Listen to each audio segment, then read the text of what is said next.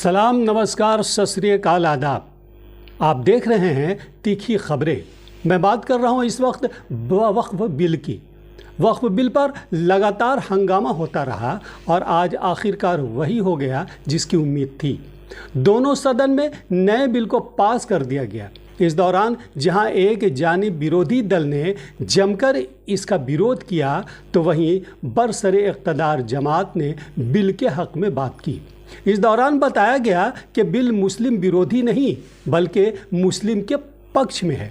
सदन में तो अमित शाह ने साफ कहा कि सबों को ये बिल मानना पड़ेगा। यहाँ एक सदस्य ने कह दिया माइनॉरिटी इस कानून को स्वीकार नहीं करेगी। क्या धमकाना चाहते हो भाई? संसद का कानून है, सबको स्वीकार करना पड़ेगा। स्वीकार नहीं करेंगे मतलब क्या है? कैसे बोल सकते हैं कोई हम कानून को स्वीकार नहीं करेंगे?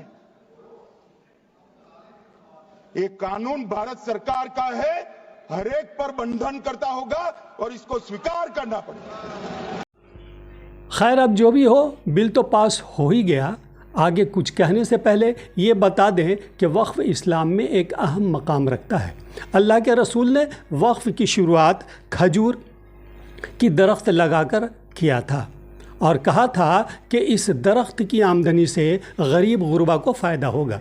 इसके बाद सहाबा कराम ने भी जायदाद वक्फ की थी। अगर देखा जाए तो वक्फ का मामला इस्लाम से जुड़ा है। हिंदुस्तान में वक्फ की शुरुआत उस वक्त हुई जब हिंदुस्तान में इस्लाम दाखिल हुआ था, मगर इसमें तौसी 1913 में हुआ और वक्फ कानून 1923 में बना। उस वक्त वक्फ बोर्ड की भी तश्कील हुई, मगर आज जो हो रहा है उसका ज़िम्मेदार कौन है, सरकार या ख़ुद मुस्लिम? इस पर गौर करना नहायत ज़रूरी है। ये सही है कि अल्लाह के रसूल ने वक्फ की शुरुआत इसलिए की थी ताकि गरीब गुरबा, लाचार, मजबूर, बेवा, यतीम को इससे फ़ायदा हो, मगर हालात इसके बरक्स होने लगे। ओहदे पर फायज़ मुतवल्लियान वक्फ बोर्ड के चेयरमैन ने अपना मनमाना शुरू कर दिया। वक्फ से गरीब गुरबा को फ़ायदा कम, उनकी जेब ज़्यादा भरने लगी। जिसको चाहा उसी को मुतवल्ली गद्दीनशी बना दिया। स्कूल, कॉलेज, मदरसों की बहाली में मोटी रकम लेकर वसूल की जाने लगी। अमीरों को फ़ायदा पहुंचाया जाने लगा। बेचारे तालीम याफ्ता गरीब मुंह तकते रह गए।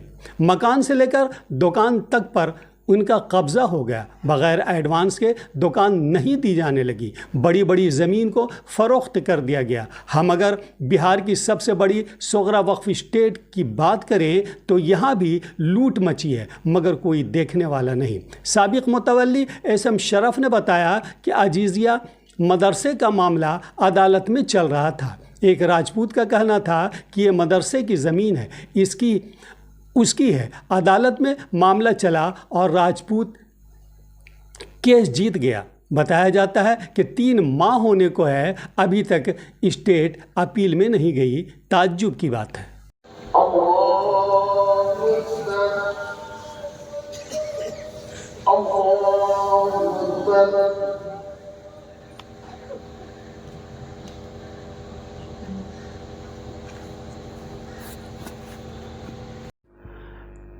वैसे बीते दिनों वज़ीर आला नीतीश कुमार के दावत इफ्तार की जब इमारत शरैया व दीगर मुस्लिम तंजीमों ने इफ्तार का बाइकाट किया, तो उसी वक्त साफ हो गया था कि मामला क्या है।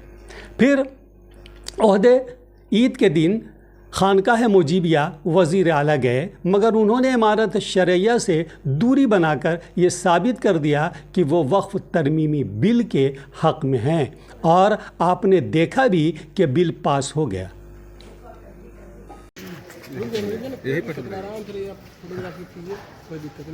हाँ ठीक, आराम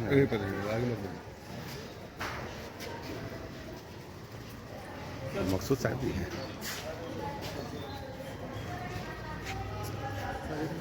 हाँ ठीक है, ठीक है। भीड़ इतना रहता है ना, पता नहीं। हाँ पीछे, ठीक है, पीछे।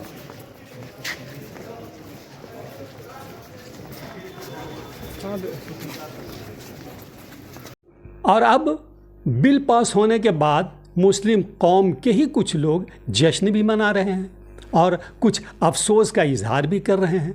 इमारत शरैया में छापामारी और हंगामा भी हुआ। लगातार सिलसिला जारी है। हंगामा, शोर शराब, अफरा तफरी का माहौल वक्फ बोर्ड के बारे में और वक्फ बिल के बारे में चल रहा है। बात करते हैं, काहे बंद करें सर? बोले बंद, क्या बात करते हैं? क्यों बंद करें ये बताइए। चेयरमैन खुद ही मीटिंग बुलाएंगे ट्रस्ट के बाद, जो फैसला करना वो किया जाएगा, ऐसे नहीं होगा। हमारा एकदम सियासत करोगे, इमारतें की हत्या करेंगे।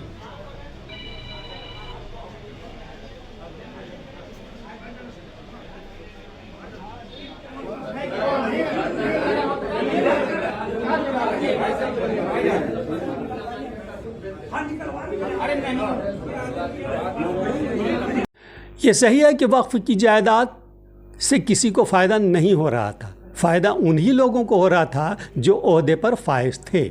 हम इस कानून को ना तो सही कहेंगे और ना ही गलत। ये ज़रूर कहेंगे कि आने वाला दिन उनसे भी ज़्यादा ख़तरनाक होगा।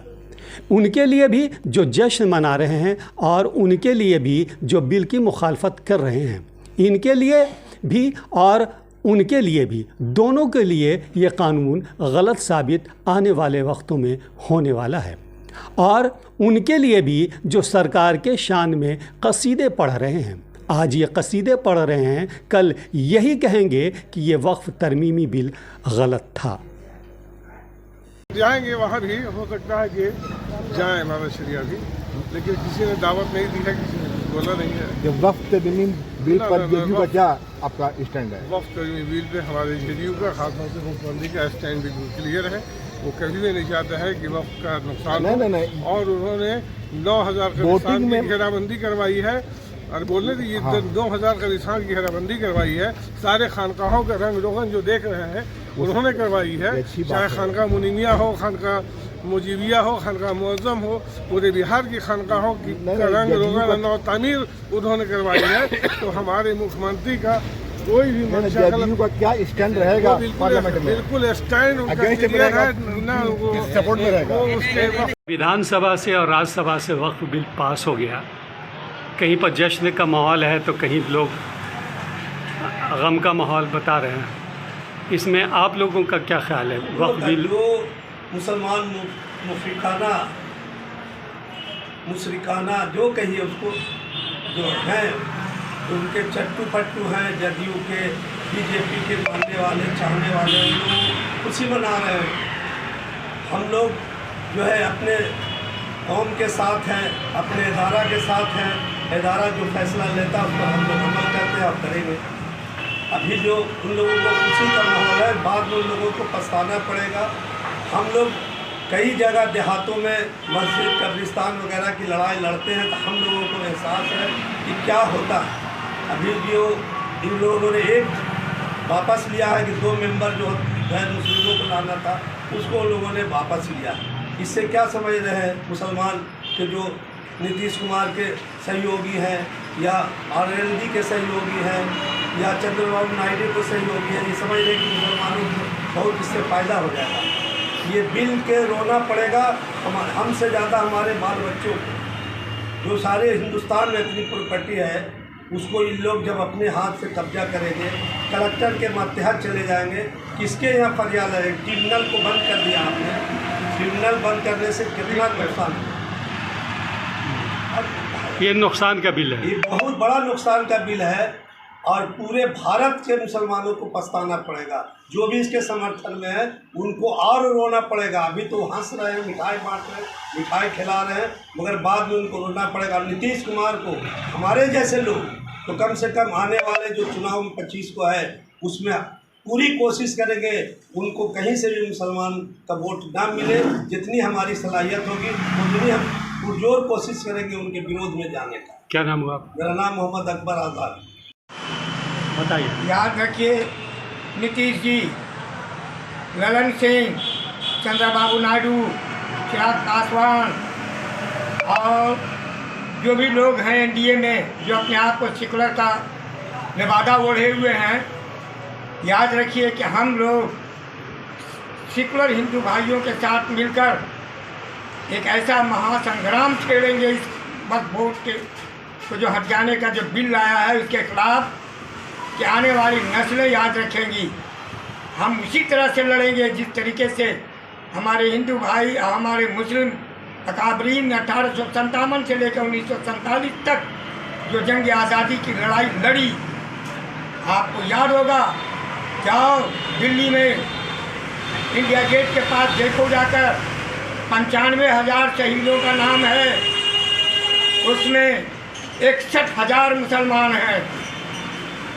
65% जो जंग आज़ादी में खून बहा मुजाहिदों ने बहाया वो मुसलमानों का था, 65%। और फिर आज भी हम लोग हिंदुओं के साथ, हिंदू भाई के साथ, समाज के अच्छे लोगों के साथ मिलकर हम लोग वही लड़ाई लड़ेंगे जो अंग्रेज़ों के साथ लड़ेंगे। हाँ, वक्फ बिल पास हो गया, लोग खुशी मना रहे हैं और कहा जा रहा है कि जो आम लोग हैं मुस्लिम समुदाय में उनको इससे कोई तकलीफ़ नहीं है। आपका क्या कहना? आप भी तो आम में से आते हैं। देखिए, आप तारीख में जाइए पीछे, जब हुजूर सल्लल्लाहु अलैहि वसल्लम को जब वो अल्लाह के दुश्मनों के साथ जंग कर रहे थे, उस वक्त एक जमात खड़ी हुई थी और वो हुजूर सल्लल्लाहु अलैहि वसल्लम को बीच हालांकि जंग से छोड़कर मदीने में अपने अपने घरों में छुप गए। और उसके बाद जब उनको ये खबर मिला कि मुसलमानों की फतह हो गई, तो वो अपने ऊपर गर्द गुब्बार छिड़क करके और नकली मुजाहिद बन के हुजूर के सफ़ों में आकर खड़े हो गए कि हम भी जंग किए हैं। तब अल्लाह ने उनको कहा, ये मुनाफिक लोग हैं, हमने इनको रोका, अब इनके नसीब में मुनाफिकाना फितरत है और इनके नसीब में अब हक की लड़ाई लड़ने की नहीं लड़ेंगे। जब हुजूर को ये धोखा दे सकता है और आज वही मुसलमान मुनाफिक का रोल अदा कर रहे हैं। आप गौर कीजिए कि अमात सरैया जो हमारा दीनी अदारा है, उसका रोटी खाने वाले मौलाना नुरुल कासमी साहब, मौलाना शिबली कासमी, लोग को मौलाना कहने में शर्म हमें आता है। ये लोग मौलाना कतई नहीं है, एक आम रिक्शा ठेला वाले के अंदर भी ईमान है, मगर इन लोगों के जो सकलन मुसलमान बने हुए इसमें ईमान नहीं। अब रह गई वक्फ बोर्ड की बात, तो वक्फ बोर्ड से नीतीश कुमार या उनके समाज, कुर्मी समाज हो, हिंदू समाज हो,